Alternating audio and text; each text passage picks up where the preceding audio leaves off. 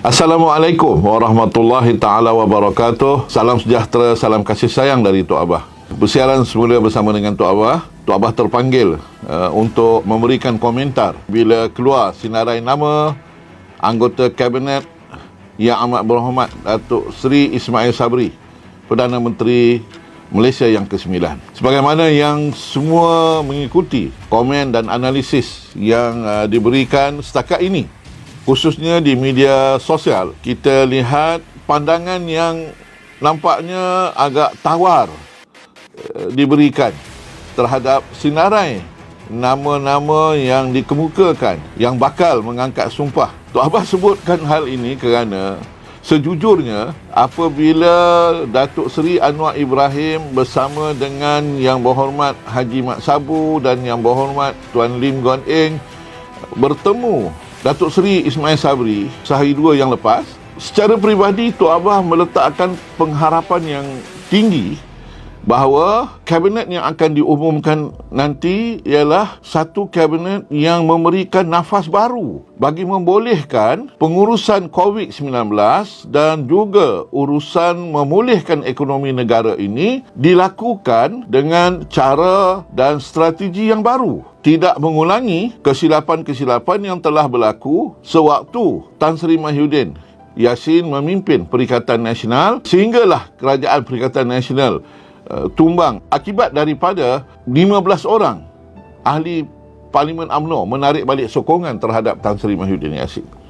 Sebab itu bagi Tok Abah meletakkan harapan yang sangat tinggi dan mengambil secara serius pesanan dan titah ke bawah duli yang di-Pertuan Agong supaya meletakkan perbezaan politik dan juga hal yang terkait dengan politik dan memberikan tumpuan kepada urusan untuk menangani COVID-19 dan juga memulihkan ekonomi negara. Dan itulah yang Tok Abah dapat fahami dalam pertemuan antara Datuk Seri Anwar Ibrahim dan juga Datuk Seri Ismail Sabri untuk membincangkan bagaimana dapat dilakukan suatu konsensus politik, kerana Datuk Seri Anwar Ibrahim telah menyatakan dengan jelas bahawa kita tidak akan melakukan undi tidak percaya, kita tidak akan mengganggu kestabilan politik Datuk Seri Ismail Sabri sebagai Perdana Menteri yang ke-9.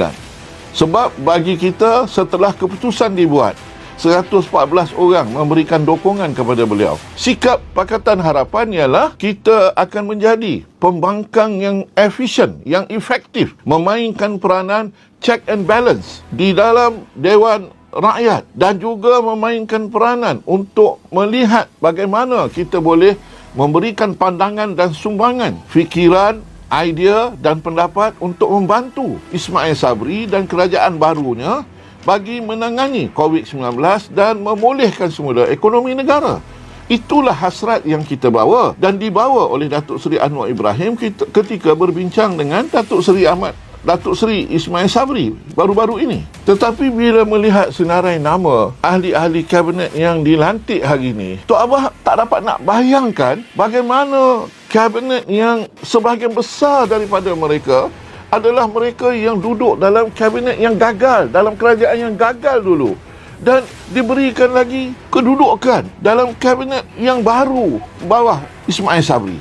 Apakah apabila 15 orang ahli Parlimen UMNO menarik balik sokongan daripada Tan Sri Mahyudin hanya sekadar nak jadi big brother dalam kerajaan baru? Sebab perkara yang lebih besar lagi ialah yang perlu ditangani ialah bagaimana masalah yang sedang dihadapi oleh rakyat dan juga oleh negara ini dapat diselesaikan dengan segera. Itulah pengharapan daripada ke bawah duli yang di-Pertuan Agong dan Raja-Raja Melayu dan juga rakyat di luar sana dengan keputusan memberikan peluang kepada Ismail Sabri menjadi Perdana Menteri dengan sokongan 114 ahli Parlimen. Malangnya dengan kabinet yang ada ini, kita tak nampak ada satu visi yang membolehkan suatu tindakan out of the box dengan strategi dan pendekatan baru. Bahkan bagi Tok Abah, apabila melihat susunan kabinet ini, Tok Abah terasa berdetik di hati bahawa Datuk Ismail Sabri sebenarnya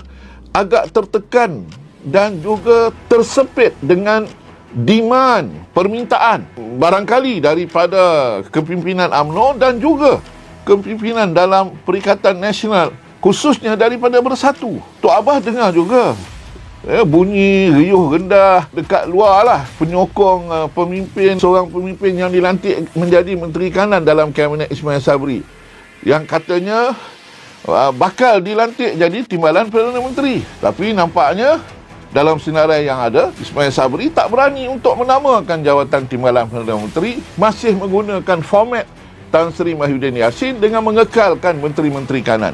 Maknanya bagi Tok Abah ada isu di sana untuk memutuskan nama siapa bakal Timbalan Perdana Menteri. Begitu juga dengan beberapa nama-nama yang kita lihat ternyata sebagai menteri-menteri yang gagal bersama dengan Tan Sri Mahyudin tempoh hari. Mereka juga dikekalkan. Atas dasar apa mereka ini dikekalkan?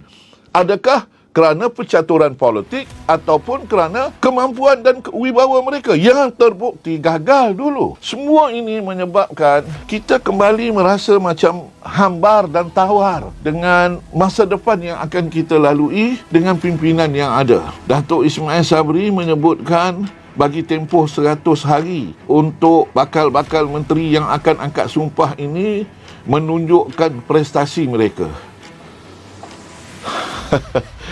Tok Abah tak tahulah nak cakap macam mana kan. Dah bagi 17 bulan tempoh pun gagal, nak bagi 100 hari pula lagi. Nampaknya kita akan melalui jalan yang suram jugalah untuk masa yang akan datang ini. Kerana itu apabila Datuk Seri Anwar Ibrahim dalam komen awalnya bila senarai kabinet ini diumumkan, antara perkara yang menjadi kebimbangan yang dizahirkan oleh Datuk Seri Anwar Ibrahim ialah dengan kabinet baru, lama ataupun lama baru ini, kita tak nampak pelabur sama ada dari dalam negara atau luar negara akan ada keberanian untuk melabur ke negara ini bagi membolehkan ekonomi kita dirancakkan semula. Seterusnya Tok Abah tak pasti sama ada dengan lantikan yang ada ini telah memberikan kepuasan hati kepada pihak-pihak yang mengharapkan diberikan kedudukan tertentu ataupun ada permintaan-permintaan tertentu yang